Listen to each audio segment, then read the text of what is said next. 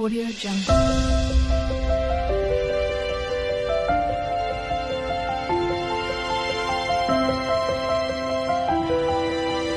Audio Jungle. Hi hello and welcome to Sumi Aari world. இன்னைக்கு நம்ம என்ன பார்க்க போகிறோம் அப்படின்னு சொன்னால் எம்போஸ்ட் ஃப்ளார் லோடிங் தான் பார்க்க போகிறோம். இந்த ஸ்டிச் வந்து ரொம்பவே அழகான ஸ்டிச்சு, அதே மாதிரி ரொம்ப முக்கியமான ஸ்டிச்சு. இந்த ஸ்டிச்சை வந்து ஃப்ளவர்ஸ்க்கெல்லாம் யூஸ் பண்ணோம். அது ரொம்ப எம்போஸ்டாக அழகாக காமிக்கும், ரொம்ப அழகாக இருக்கும். வாங்க அது எப்படி பண்ணலான்னு பார்க்கலாம். இதுக்கு நான் ஒரு பைப்பிங் த்ரெட் எடுத்துருக்கிறேன். நம்ம ப்ளவுஸ்ல எல்லாம் பைப்பிங்க்கு யூஸ் பண்ணுவோம்ல, அந்த த்ரெட் தான் இது. இந்த ஃப்ளவரோட நடுவில் ஒரு ரவுண்ட் வருதில்ல, அதுக்கு வெளிப்பக்கமாக ஒரு ரவுண்டு நம்ம வந்து இந்த த்ரெட்டை வந்து பேஸ்ட் பண்ண போகிறோம். அதுக்கு வந்து கரெக்டாக நான் மெஷர் பண்ணி அதுக்கு தேவையான அளவு த்ரெட் கட் பண்ணி வச்சுருக்கிறேன். அதுக்கு வந்து நம்ம க்ளூ அப்ளை பண்ணும்போது முக்கியமாக ஒன்று கவனிக்கணும். க்ளூ அப்ளை பண்ணும்போது வந்து லைட்டாக கொஞ்சமாக தான் அப்ளை பண்ணணும். ஜாஸ்தியை அப்ளை பண்ணக்கூடாது. அப்ளை பண்ண தேவையும் இல்லை. ஏன்னா நம்ம இதுக்கு மேலே வந்து ஒரு ஜிக்ஸாக் ஸ்டிச் கொடுப்போம். அதனால வந்து த்ரெட்டு வந்து ஸ்ட்ராங்காகவும் இருக்கும். அதே நேரம் வந்து அந்த ஒயிட் கலரில் இருக்கிற அந்த த்ரெட்டு வந்து வெளியில் தெரியாமவும் இருக்கும். அதுக்காக தான் நம்ம அந்த ஜிக்ஸாக் கொடுப்போம். அப்ளை பண்ணிவிட்டு அதுக்கு மேலே இந்த மாதிரி பைப்பிங் த்ரெட்டை பேஸ்ட் பண்ணிக்கலாம். பொறுமையாக வைங்க. கம் வந்து மற்ற பக்கத்துலலாம் ஸ்ப்ரெட் ஆகாமல் மெதுவாக வச்சு பேஸ்ட் பண்ணிக்கோங்க. இது வந்து ட்ரை ஆகிறதுக்கு கொஞ்சம் டைம் கொடுக்கணும். இது ட்ரை ஆனதுக்கு அப்புறம் தான் நம்ம ஸ்டிச்சிங் ஸ்டார்ட் பண்ணணும். கொஞ்சம் நேரம் இது ட்ரை ஆகட்டும், கொஞ்சம் வெயிட் பண்ணலாம்.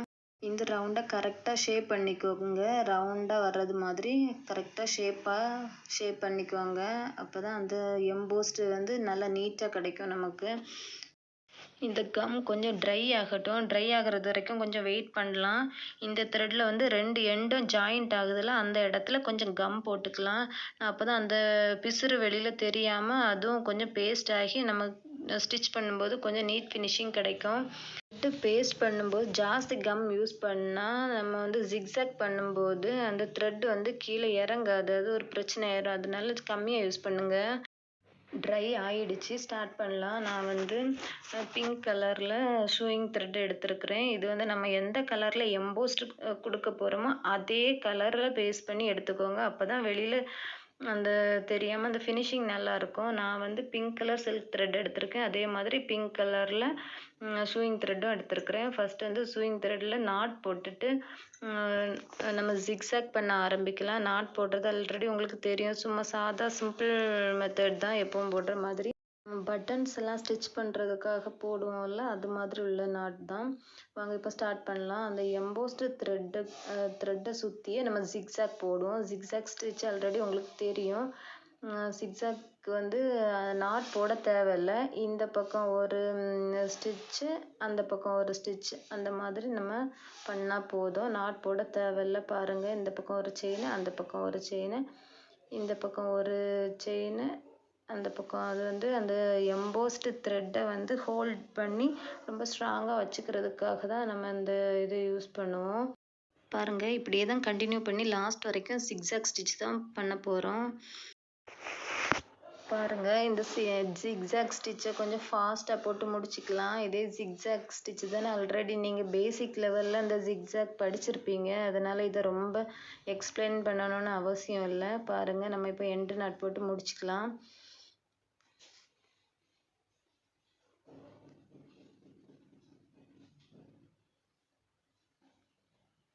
எண்டு நாட் போட்டு முடிச்சாச்சு. இனி வந்து என்ன பண்ணணும்னா, இந்த ஃப்ளவருக்கு அவுட்லைன் கொடுக்கணும். அந்த ஃப்ளவரை சுற்றி பிங்க் கலர் சில்க் த்ரெட் எடுத்துருக்கோம்ல, அந்த பிங்க் கலர் சில்க் த்ரெட்டை வச்சு ஃபஸ்ட்டு அவுட்லைன் ஃபுல்லாக கொடுத்ததுக்கு அப்புறம் தான் நம்ம எம்போஸ்ட் கொடுக்க ஆரம்பிக்கணும். அப்போ தான் அந்த ஃபினிஷிங் கரெக்டாக வரும். அந்த அவுட்லைனை வச்சு தான் நம்ம வந்து ஃபில் பண்ண போகிறோம். அதனால் ஃபஸ்ட்டு அவுட்லைன் கொடுத்துக்கலாம். செயின் ஸ்டிச், இந்த அவுட்லைனுக்கு வந்து நான் வந்து செயின் ஸ்டிச் தான் யூஸ் பண்ணுறேன்.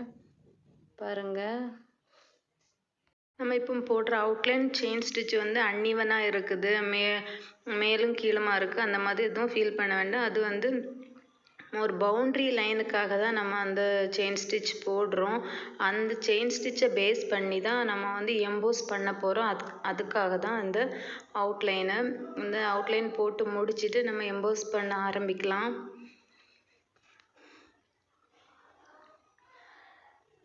ஃப்ளவர் ட்ராயிங் பண்ண தெரியாதவங்களுக்கு ஒரு சின்ன டிப்ஸு. இந்த கார்ட்போர்ட் பாக்ஸ் இருக்கும்ல, அந்த பாக்ஸில் உள்ள பேப்பரை கூட நீங்கள் ஃப்ளவர் மாதிரி பண்ணி வச்சு ஃப்ளவர் வரையலாம்.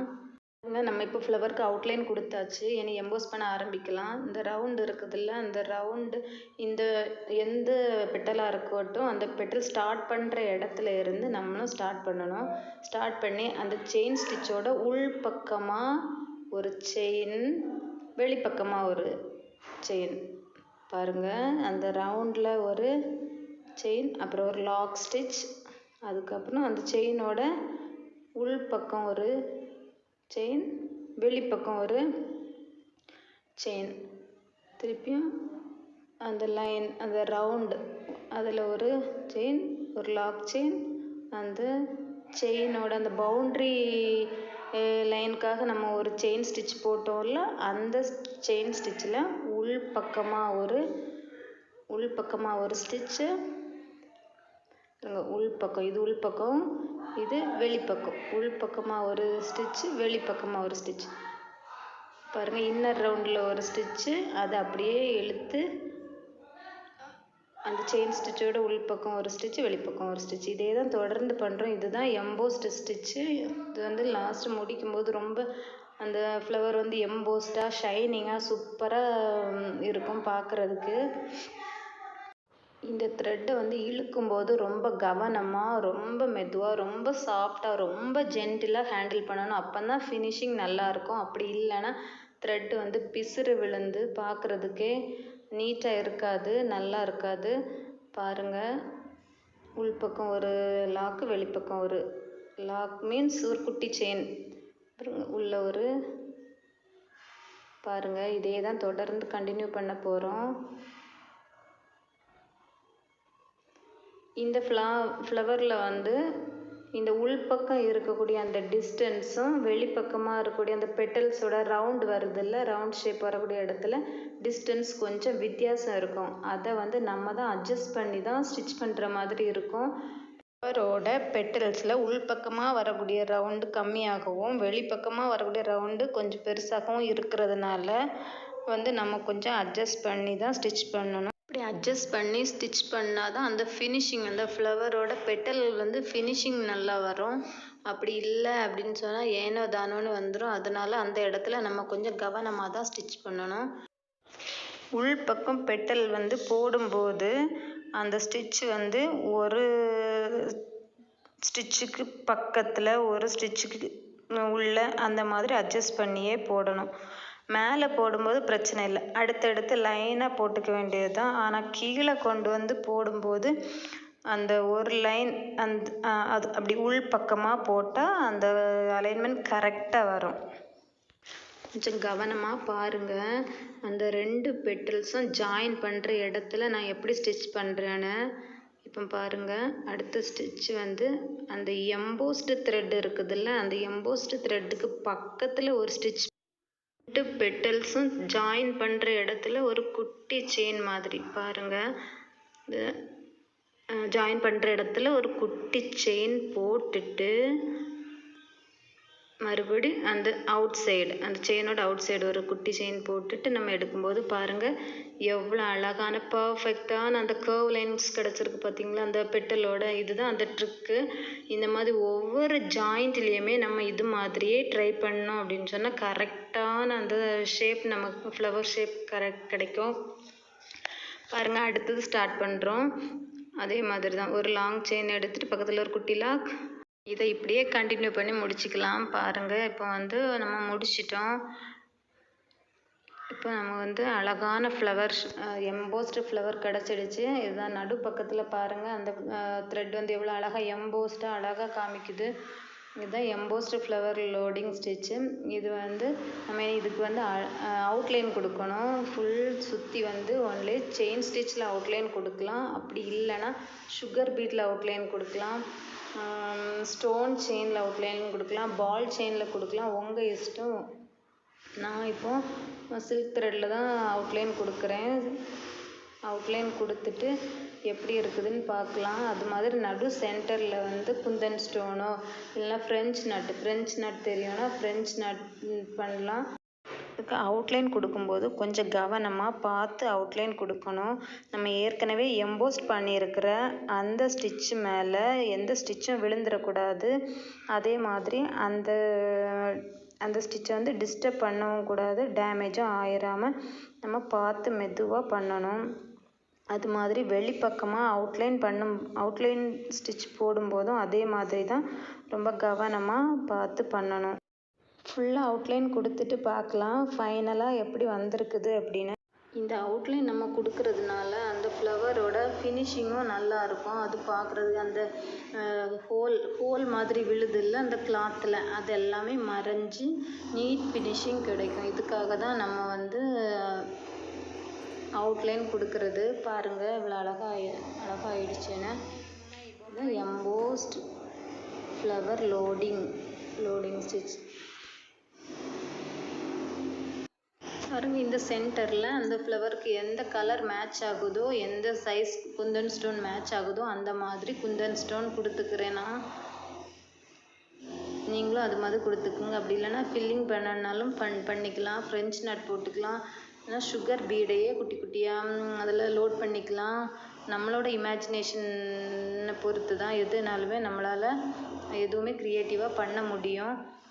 இதில் வந்து நான் கம் அப்ளை பண்ணிவிட்டு குந்தன் ஸ்டோன் பேஸ்ட் பண்ணுறேன்.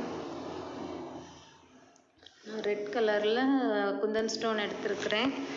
இந்த ரெட் கலர் குந்தன் ஸ்டோனை தான் நான் அதில் பேஸ்ட் பண்ண போகிறேன். பாருங்கள் எம்போஸ்டு ஃப்ளவர் லோடிங் உங்களுக்கு புரிஞ்சிருக்கும் நான் நம்புகிறேன். இந்த வீடியோ வந்து உங்களுக்கு பிடிச்சிருந்தா லைக் பண்ணுங்கள், ஷேர் பண்ணுங்கள், கமெண்ட் பண்ணுங்கள். என்னோடய சேனல் சுமி ஆரி வேர்ல்டு வந்து சப்ஸ்கிரைப் பண்ணிவிட்டு பெல் ஐக்கானையும் ப்ரெஸ் பண்ணி வைங்க. பெல் ஐக்கானை ப்ரெஸ் பண்ணி வச்சா தான் நான் அடுத்தடுத்து போடுற வீடியோஸ் நோட்டிஃபிகேஷன் உங்களுக்கு வரும். அதனால் சப்ஸ்கிரைப் பண்ணி வச்சுக்கோங்க. பாருங்கள் சூப்பராக ஃப்ளவர் ரெடி ஆகிடுச்சு. இந்த குந்தன் ஸ்டோன் நடு சென்டரில் நம்ம பேஸ்ட் பண்ணால் அழகான எம்போஸ்டு ஃப்ளவர் லோடிங் ரெடி ஆகிடுச்சு. நெக்ஸ்ட் வீடியோ வந்து எம்போஸ்டு பீட்ஸ் லோடிங் பார்க்க போகிறோம். தேங்க்யூ ஃப்ரெண்ட்ஸ், தேங்க்ஸ் ஃபார் வாட்சிங்.